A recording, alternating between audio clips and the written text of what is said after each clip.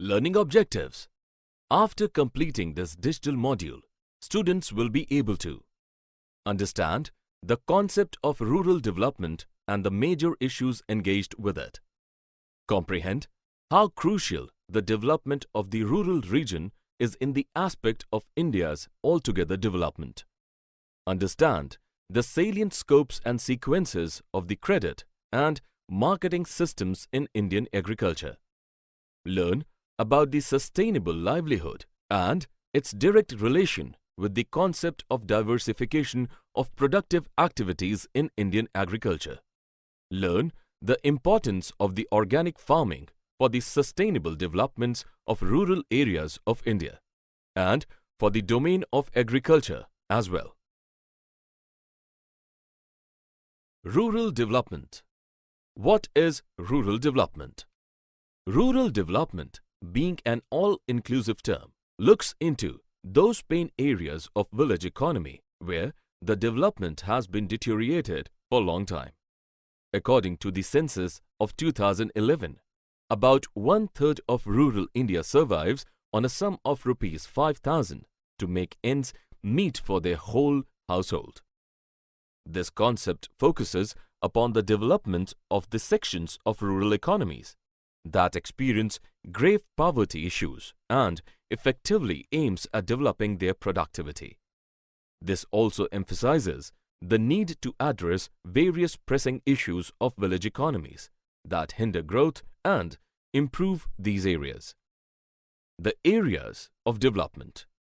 The areas where it needs the urgent attention for rural development in India are public health and sanitation, literacy, female empowerment, enforcement of law and order, land reforms, infrastructure development like irrigation, rural electrification, availability of credit, eradication of poverty, and so on. The rural economy is an example of an agrarian economy, although farming and agriculture are one of the most important primary activities. The problem lies in the fact that the share in GDP of agriculture sector is on a constant decline. At the same time, about two-thirds of India's population depends on agriculture. As a result, the productivity is not up to the mark, with conditions only getting worse. The scope of improvement. In essence, the infrastructure of rural areas should drastically improve. Secondly, the quality education can help in achieving the goal of eradication of many social evils. Besides this, the access to easy credit and loans should be available by improving the banking system in rural areas. Agricultural credits in India. In agriculture, the farmers used to borrow the money for their initial expenses like seeds, irrigation, as the gestation period from sowing the seeds to selling the final products in market is very long. During post-independence period, the inadequacy of rural credit drew the attention of the Reserve Bank and the government for several times. Following the recommendations of the Committee on Agriculture and Rural Development, the National Bank of Agriculture and Rural Development, NABARD, was set up in 1982 for providing credit for promotion of, among other things, in agriculture. It took the entire work of the refinancing functions of the RBI in relation to state cooperatives and regional rural banks (RRBs), regional rural banks (RRBs), and self-help groups (SHGs). After Green Revolution in northern India, the portfolio of rural credit became diversified in the aspect of production-oriented lending. Several commercial banks, regional rural banks (RRBs), cooperatives, and land development banks have structured the rural banking today by dispensing the adequate credit at cheaper rates. The self-help groups or SHGs are consisting of groups of 15 to 20 people came together with an objective of creating the financial cushion in the times of individual or collective exigencies. by creating self-help promotional institutions SHPIs. The RRBs are also playing the vital role in rural credit policies in micro level. Rural banking, a critical analysis. Rural banking has been consistently failing to recover large amount of loans given for agriculture in India. Without the presence of efficient habit of thrift and the optimum utilization of financial resources, despite several attempts, the banking in rural India remained as merely being lender, but no such effective relationship between two parties would have scarcely been formed. Agricultural market system. In a nutshell, the agricultural marketing is an entire process consisting of assembling, storage, processing, transportation, packaging, grading, and distribution of different agricultural commodities throughout the country and even abroad. In India, the 450 million tons of produced raw food materials of plant and animal origins are refined, stored, and transformed into various usable products using several conventional and modern food processing technologies. The annual storage losses estimated to be 14 million ton of food grains worth US $16,000 million every year. About from 30% to 40% of the fruits and vegetables grown in India get wasted annually due to gaps in the cold chain such as poor infrastructure, insufficient cold storage capacity, unavailability of cold storages, etc. Measures to improve the marketing aspects. The most primary step is to regulate the periodic rural markets to create a transparent marketing condition. To create the proper infrastructure like roads, railways, warehouses, different food processing units is the second step in that direction. The third aspect is the cooperative form of agriculture and marketing. In Gujarat, through Amul Limited, it got succeeded to overcome the issue of depreciation and loss during post-harvest time. The Government of India has announced the minimum support prices MSPs for procurement of the food grains considering the factors of the cost of various agricultural inputs and the desired reasonable margins for the farmers, for the producers as well. Food Corporation of India, FCI, being a nodal agency, works in this category through other governmental agencies. Emergence of alternate marketing channels. The farmers in rural area get the advantages of private mandis and several food processing units and other fast food chains to sell their agro products and thus to avail the opportunity of increased incomes. Diversification of productive activities. The diversification in this regard includes two aspects. First, relates to the diversification of crop production and the second relates to a shift of workforce from agriculture to other allied activities and non-farming sector, excluding the Kharif season, being concentrated as per with the employment activities by the time of Rabi season. The irrigation depriving areas used to find a severe decline in gainful income and any sustained employment.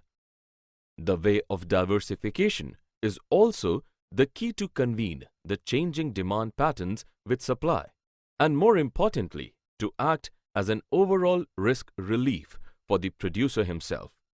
Further, this is also a key enabler for achieving sustainability, given the current state of affairs on usage of water, agro inputs and soil. Agriculture and allied services. The average land holding of Indian farmers has been consistently declining over the last 2 decades, down by 20% to 1.15 hectare. The silver lining, though, is that nearly 2/3 of the total agriculture production today is of high value in nature, a definite contrast from the state of affairs during the Green Revolution. In terms of horticulture production, India witnessed a significant increase in production to the tune of 270 million tons in 2013, from 97 million tons in 1990. Similarly, the milk production, it stood at around 53 million tons in 1990 and approximately 140 million tons today, witnessing a growth of more than 150%. Boosting diversification. To further augment the rural income, we need to move up the curve through some key focus areas of intervention. They are 1. Innovative institutional mechanisms and structures. 2. Policy interventions. 3. Sustainable risk management. 4. Technology and innovations. 5. Infrastructure development. And 6. Skill development. Different allied services. Livestock are domesticated animals raised in an agricultural setting to produce labor and commodities such as meat, eggs, milk, fur, leather and wool. Animal husbandry output constitutes about 32% of country's agricultural output. The contribution of this sector to the total GDP during 2006-2007 was 5.26%. Moreover, India is the highest producer of milk. The country accounts for 57% of the world's buffalo population and 14% of cattle population. The average annual growth rate of fish production during the sixth five-year plan was only 3.94%.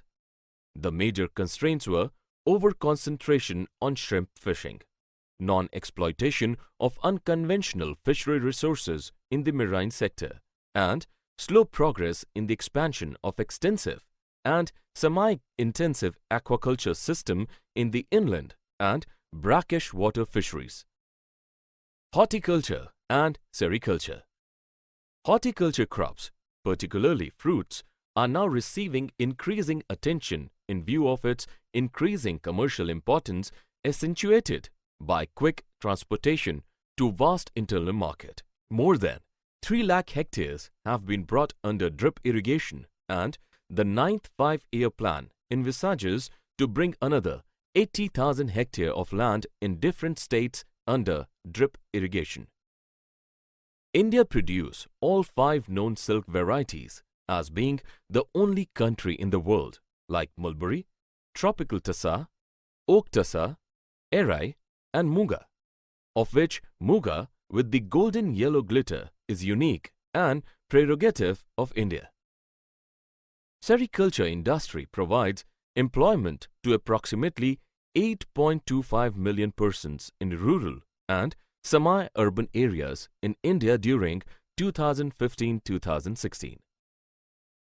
Cottage industries in rural India. Village and cottage industry is defined to be an enterprise of series of operations carried on by a workman skilled in the craft in his own responsibility, works mainly in his own home, using his own tools and materials, and provides his own labor or at most with the assistance of his family member. Sustainable development and organic farming. Organic farming is a system which avoids or largely excludes the use of synthetic inputs such as fertilizers, pesticides, hormones, feed, etc., and to maximum extent feasible relies upon crop rotations, crop residues, animal manures, off-farm organic waste, mineral-grade rock additives, and biological system of nutrient mobilization and plant protection. Benefits of organic farming. As modern life sciences develop, we can find 8 salient benefits of this type of agriculture in respect with its conventional counterpart. They are: organic farming discourages environmental exposure to pesticides and chemicals absolutely. It helps to build the soil healthy and to be ready for next farming as well. The soil erosion can also checked in way of farming. the effects of global warming can be reduced by this genre of farming. The water conservation and its general health are supported by this type of farming.